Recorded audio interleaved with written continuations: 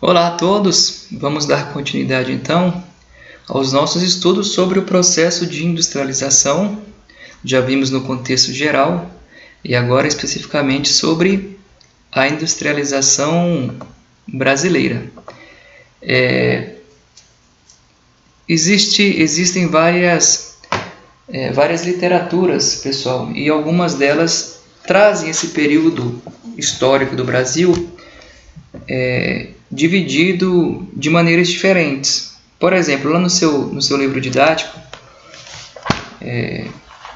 na página 128, capítulo 9, fala sobre a industrialização tardia 2, Brasil, especificamente Brasil. E aí traz dividido em período pré-1930 e período pós-1930. Depois traz o período desenvolvimentista e os PNDES, o plano de metas do governo JK, enfim, traz por tópicos diferentes. Eu vou trazer aqui um exemplo diferente para vocês, em outra literatura. Trata assim, o processo de industrialização brasileiro, primeira fase, o surto, que é de 1808 a 1914. Então, repare que aqui, data de 1808, já fala da chegada da família real ao nosso território. Segunda fase, 1914 a 1955, chamada de fase nacionalista. Então, dependendo do livro que você está estudando, a terceira fase, 1956 a 1990, o desenvolvimento acelerado. Ele vai trazer, na década de 90, o novo surto industrial. Esse aqui é outra literatura que eu estou olhando aqui. Então, dependendo do livro, da literatura, ele vai trazer tópicos diferentes, mas eles vão falar da mesma coisa. E aqui, o que nós vamos utilizar? Eu mesclei o livro de vocês com outras literaturas para ficar bem trabalhado, para ficar bem explicado. Então, industrialização brasileira, nós temos algumas características que devem ser lembradas sempre. É uma industrialização atrasada, quer dizer, tardia. Os países de primeiro mundo já tinham se industrializado. O Brasil estava ainda começando. Quando pensamos em industrialização do Brasil hoje, nós sabemos que nós somos atrasados, nós temos carência aí de alta tecnologia. Nós importamos muito produtos de alta tecnologia e exportamos produtos de baixo valor agregado. Essa industrialização brasileira, ela se tornou concentrada espacialmente concentrada principalmente na região sudeste, até pelo próprio desenvolvimento econômico que vai decorrer naquela região. Ali se vai ter toda a infraestrutura necessária para o surgimento das indústrias. E característica principal que sempre é cobrado nas provas, que sempre cai, o modelo de industrialização brasileira, que é de substituição de importações. Então ele deixa de importar para poder fabricar dentro do seu território, dentro do nosso território. Agora, deixar de importar para produzir aqui significa que algo aconteceu. E é esse algo que nós vamos ver agora. Geralmente, quando se fala em industrialização, se lembra logo do governo de Getúlio Vargas, Lá no Fundamental 2, você estuda isso muito forte. E então já pega da década de 1930 para cá. Só que nós não podemos deixar de lembrar do que foi o nosso território anteriormente, nesse Brasil colônia, a partir de 1500 até esse 1930. Algo aconteceu. É claro que não vai dar para estudar todos os períodos, mas aqueles fatos mais importantes nós falaremos. Então, industrialização do início do século XX, ou seja, a partir de 1900. Uma característica, economia de arquipélago. A geografia gosta muito disso, gosta muito de pegar palavras para fazer analogias. Arquipélago, eu sei que geograficamente falando, fisicamente falando, dentro da geografia, são um conjunto de ilhas. E essas ilhas são isoladas, são separadas. Então, já coloquei aqui a característica. Ilhas econômicas. Então, dentro do nosso território brasileiro, nós vamos ter atividades isoladas, atividades específicas isoladas dentro do nosso território. Quando eu falo que são ilhas, quer dizer que havia pouco contato ou quase nenhum contato entre essas regiões aqui dentro do Brasil, né? Não existia esse intercâmbio comercial dentro dessas áreas que estavam desenvolvendo alguma economia. Então, uma industrialização com índices poucos expressivos, né? Inicialmente muito fraca, grande dependência de bens industriais. Vai ser destacado também a questão da crise de 1929 lá nos Estados Unidos. Alguns livros trazem como a crise da Bolsa de Valores de Nova York, né? Isso aí vai impactar diretamente o nosso processo de industrialização. Os Estados Unidos, um dos países que mais compravam, né, na época, o café brasileiro, e aí o Brasil deixa de exportar. Quando ele deixa de exportar, isso vai provocar um colapso das importações. Por que colapso das importações? Porque o mundo está passando por um problema econômico. Então, daqueles países que o Brasil importava bens industriais, ele não pode importar mais, né? Não tem jeito de importar porque esses países estão passando por crise. E o café deixa de ser exportado. Vai ter um fato interessante, que o governo brasileiro vai queimar sacas de café. Queimar sacas de café para diminuir a oferta desse café no mercado. Diminuindo a oferta, pode ser que o valor dele aumente. Fato parecido aconteceu na região sul do Brasil, no estado do Paraná, se não me engano, quando houve agora esse ano uma super safra de tomate. Então, quando você tem muito produto no mercado, o preço dele tende a cair. E aí o pessoal fotografou, né, os tomates que foram despejados ao longo de estradas de fazendas, né, toneladas de tomate sendo jogados fora. Se diminuir a oferta e tem muita procura, aumenta o preço. Então, o que o governo brasileiro fez lá no colapso das exportações do café, ele ainda continua fazendo, né, alguns produtores continuam fazendo. E aí nós vamos ter o início da industrialização, então, né, a partir de 1929, nós vamos ter o início da industrialização brasileira. Agora vamos ver passo a passo como isso aconteceu. Aqui estão as características principais. Quando eu falo de economia de arquipélago ou ilhas econômicas, é exatamente este modelo aqui, né? A borracha na região norte, a cana na região nordeste, café na região sudeste e o charque ou a pecuária, né? Pecuária. Tem até uma cidade aqui no Rio Grande do Sul chamada Charqueadas, que é originária, que remonta a esse período do charque, né, nessa região, na região sul do Brasil.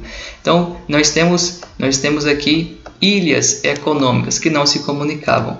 Este mapa aqui dá para explorarmos um pouco, né, dá para termos noção de como era a atividade concentrada em algumas regiões, com destaque aqui para a cana-de-açúcar, para o tabaco, para a pecuária. Não vou ler para não ficar cansativo, tá? Mas depois você pode parar aí e fazer uma leitura mais aprofundada. Essa legenda aqui é a mesma, tá? Eu ampliei para ficar mais fácil para você poder fazer a leitura depois. O fato do Brasil ter a economia de arquipélago fez com que as estradas de ferro, né, as linhas do trem, as ferrovias, fossem sempre da área de extração da matéria-prima para o porto, para a área de exportação. Então, deixou o nosso Brasil, que tem dimensões continentais, deficitário quando eu falo em linhas, em ferrovias. Aqui pela legenda eu tenho do centro ao porto, 2 linhas transportam os minérios de ferro ao longo de percurso ligando os produtos aos portos. São elas Minas Vitória e Carajás São Luís, né? Exemplo aqui, Carajás São Luís e Minas Vitória. São linhas de trem que servem apenas para isso, pegar o produto lá de onde está sendo explorado e levar para o porto. E as de verde aqui, entre regiões central do Paraná, central do Brasil, São Paulo, Rio, Grande e Leste brasileiro, tem desde sua criação forte papel na integração econômica entre os estados. E as linhas de trem vermelha, Companhia Paulista, Sorocabana, Santos de Jair, Mugiana, Araraquarense, levam café do século XIX. levavam café do século XIX.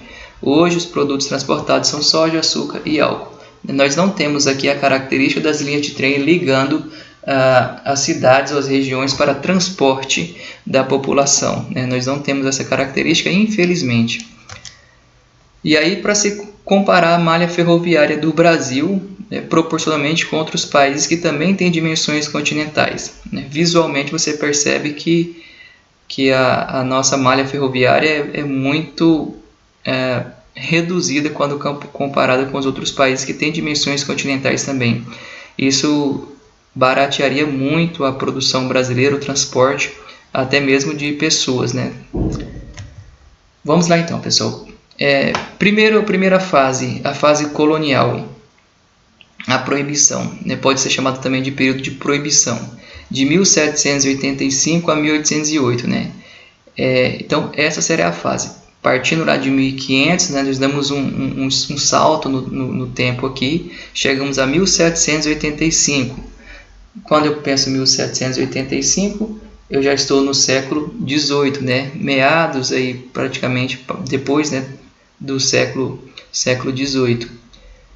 E quando estava acontecendo, por exemplo, a primeira revolução industrial na Europa, dentro da Inglaterra, só para a gente poder fazer sempre essa comparação. Lá estava acontecendo, né, 1750, 1760, a primeira revolução industrial. Então só podiam existir indústrias que fabricavam as roupas dos escravos. Exceções: poderia existir engenhos, produção de ferramentas para o campo e materiais de construção. Essa época do Brasil ainda colonial. Se precisasse de produtos manufaturados, eles eram importados da Europa, e dos Estados Unidos. O que o Brasil importava, né? O que essa colônia, no caso aqui, importava? Equipamentos ferroviários, moinhos de café, tecidos e calçados. Todo mundo já estudou, né? Sempre existiu a questão do pacto colonial entre a metrópole e a colônia.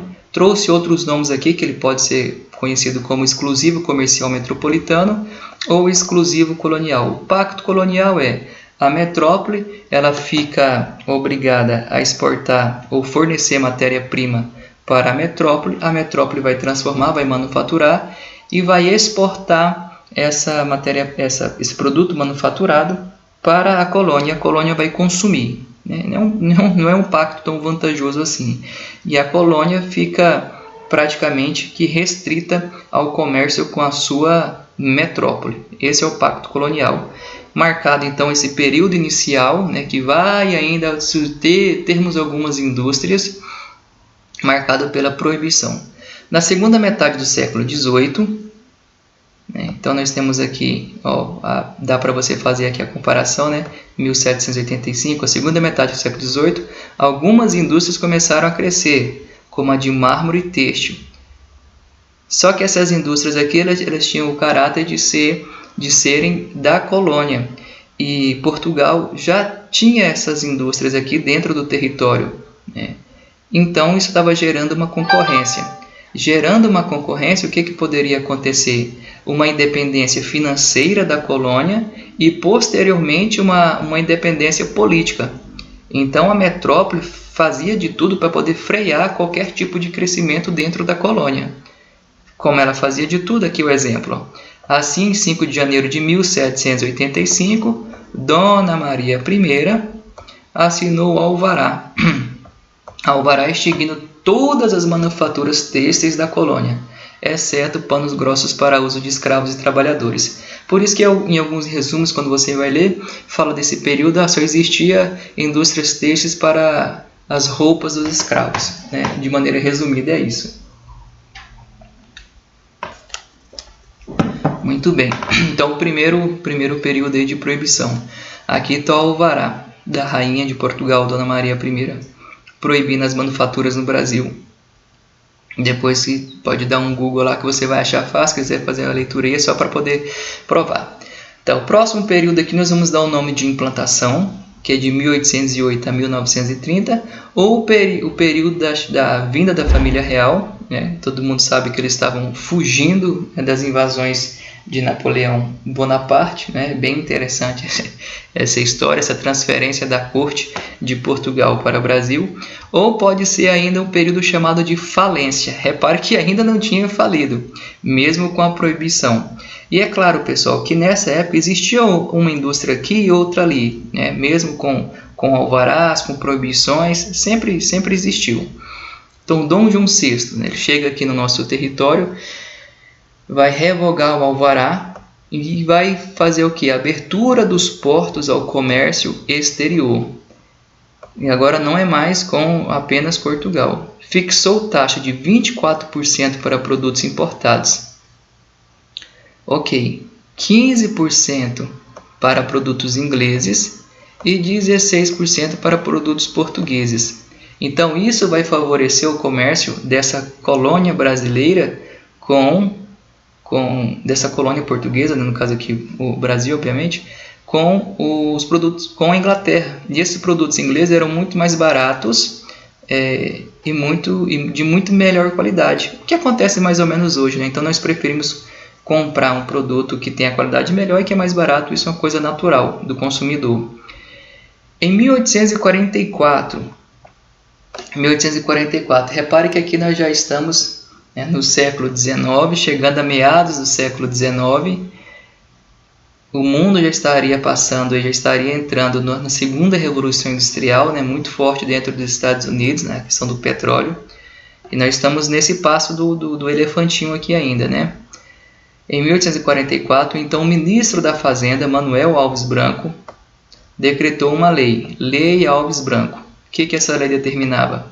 Ampliava as taxas de importação para 20% sobre produtos sem similar nacional. Então, quer dizer, se não tinha aqui no nosso território esse produto para poder entrar, ia ser cobrado 20%. E 60% sobre aqueles com similar nacional. Se já era fabricado aqui no nosso território, mas esse produto esse exportador queria vender esse produto aqui, ele teria que pagar então 60%. São medidas protecionistas, né? Essa lei Alves Branco, ela vem para proteger a indústria que aqui existia. Assim, algumas atividades industriais do país foram protegidas. Um salto agora para 1846, a indústria têxtil obteve incentivos fiscais e no ano seguinte as matérias-primas necessárias à indústria do país recebem isenção das taxas alfandegárias. Quando eu coloco falência aqui, é justamente porque essas indústrias nacionais, aquelas que estavam começando ainda, elas não conseguiam concorrer com esses produtos ingleses aqui que eram melhores e mais baratos. Por isso que está aqui como falência também, tá? Então, o período da implantação, ou pode ser a chegada da família real. Você vai lembrar que Dom João VI ele vai revogar esse alvará da proibição da Dona Maria I. Mas nem esses incentivos foram suficientes para alavancar o desenvolvimento industrial. Então, quais eram os problemas existentes ainda que fizeram com que essas indústrias aqui não caminhassem? Bom, a escravidão ainda estava presente. Se eu tenho um escravo, eu não tenho um mercado consumidor, né? O escravo não é assalariado, ele não compra, ele não consome. Então, isso era um problema. Não adianta produzir, sendo que eu não vou ter quem compre o produto. Faltavam trabalhadores livres e assalariados para constituir o mercado consumidor.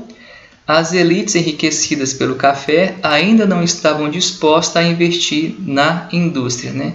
Esse dinheiro acumulado pela exportação ao longo do tempo do café, mesmo assim, esses barões do café não estavam tão assim imbuídos nesse sentimento de se industrializar. Esse aqui era uma verdadeira fazenda, né? Esse território era uma verdadeira fazenda. Os ganhos eram todo do setor agropecuário, né? Um país rural, né? Um território rural. Então, mudar assim, o eixo econômico, né? de produto primário para secundário ainda era uma coisa que não era muito clara na cabeça de alguns. Mas para outros já era. Tanto é que você assistiu lá o filme sobre o Barão de Mauá, né? Em 1850 é assinada a Lei Eusébio de Queiroz, que essa aqui vocês veem em história. Proíbe o tráfico intercontinental de escravos. Intercontinental, mas o tráfico entre as províncias continua. Aí o que vai acontecer? Transferência de escravos da decadente economia nordestina para o oeste paulista, que vivia a ascensão da cafeicultura, o que trouxe duas consequências importantes para o desenvolvimento industrial. Os capitais que eram aplicados na compra de escravos ficaram disponíveis e parte deles foram aplicados no setor industrial. Isso é porque não tinha outro jeito. Os barões precisavam continuar com os seus ganhos. Se não dá no café, vou ter que investir em outra coisa, mesmo alguns existindo. Aqui está o Alvará de 1808, que autoriza as fábricas e manufaturas no Brasil.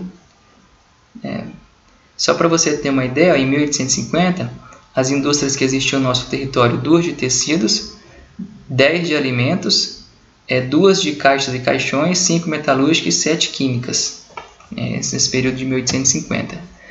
A cafeicultura, que estava em pleno desenvolvimento, necessitava de mão de obra. E aí eu lhe pergunto, por que não foi a mão de obra escrava? Por que não foram esses escravos aí que posteriormente vão ser libertos? Por que eles não foram trabalhar nessa cafeicultura? Isso estimulou a entrada de um número considerável de imigrantes, que trouxeram novas técnicas de produção manufaturadas. Nessa época aqui, nós estamos aí, 1850, como eu falei, a Europa já tinha passado pela primeira Revolução Industrial, já estava iniciando a segunda nos Estados Unidos.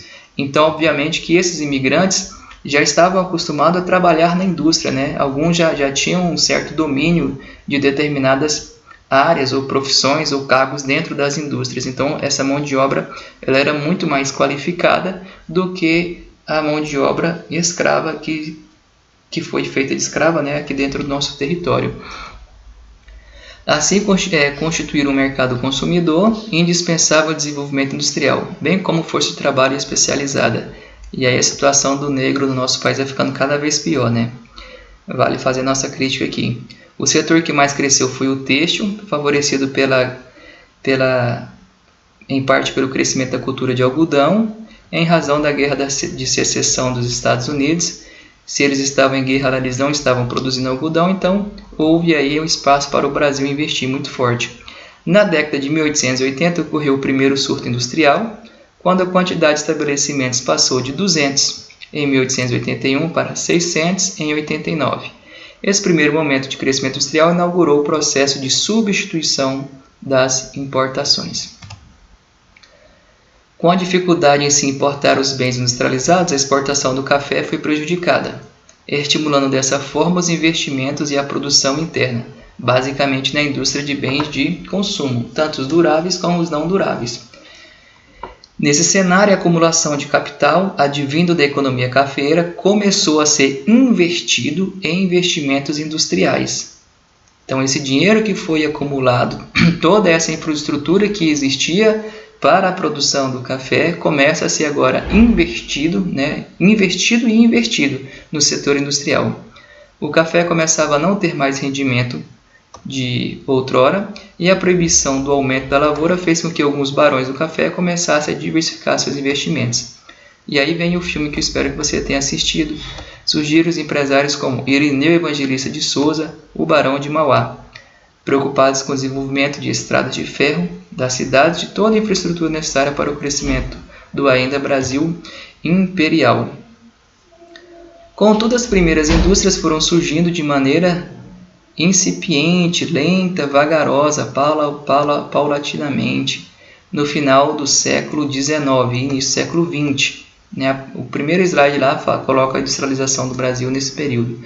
Essas representavam ainda uma baixa participação na economia nacional. Aí nós vamos ter o período da Primeira Guerra Mundial. Em julho de 1914 e novembro de 1918 ocorreu a Primeira Guerra. A partir daí, vamos constatar que os períodos de crise foram favoráveis ao nosso crescimento industrial. O Brasil importava os produtos manufaturados europeus, por exemplo, e esses países europeus estavam envolvidos na Primeira Guerra Mundial. Então, por exemplo, aquela indústria que fabricava panela, e o Brasil importava panela, agora estaria fabricando capacete. A indústria, por exemplo, de jeans, agora estaria fabricando fardamento de soldados. Então, esse ponto da guerra dentro da Europa foi positivo, uma vez que permitiu que a indústria do Brasil começasse a ter um ganho, né, começasse a ser mais favorável a esse crescimento. Em 1907 foi realizado o primeiro censo industrial, isso aqui é um dado importante, indicando a existência de pouco mais de 3 mil empresas em 1907. Aí, já em 1920, quer dizer, pós a Primeira Guerra Mundial, 13 mil empresas, aqui é um número arredondado, né, caracterizando um novo grande crescimento industrial nesse período, principalmente durante a Primeira Guerra Mundial, quando surgiram quase 6 mil empresas. Predominava a indústria de bens de consumo, que já abastecia boa parte do mercado interno. O setor alimentício cresceu bastante, principalmente exportação de carne, ultrapassando o setor têxtil. A economia do país continuava, no entanto, dependente do setor agroexportador, especialmente o café, que respondia por aproximadamente 70% das exportações brasileiras. E aqui é uma crítica ao pacto colonial, né? Colônia fornece gêneros tropicais para a metrópole, matéria-prima, e a metrópole fornece produtos manufaturados, né? E aí eu tenho um monopólio da produção. E aqui, essa charge aqui representa bem o que é um pacto colonial entre uma colônia e uma metrópole. Então, pessoal, essa é a nossa primeira explicação. As próximas explicações agora vai ser o governo de Getúlio Vargas, posteriormente o governo de JK, posteriormente os governos militares, até chegar na década de 90. Tá? Então vamos dividir em etapas. É importante falar desse período inicial de industrialização dentro do território brasileiro. Estudar apenas a partir da era Vargas, de 1930, é um erro, né? Desconsiderar que aqui existiu algumas situações que vão ser o embrião do processo de industrialização brasileira. A exemplo, novamente, o filme que vocês assistiram, tá? Uma boa semana para vocês e até a próxima.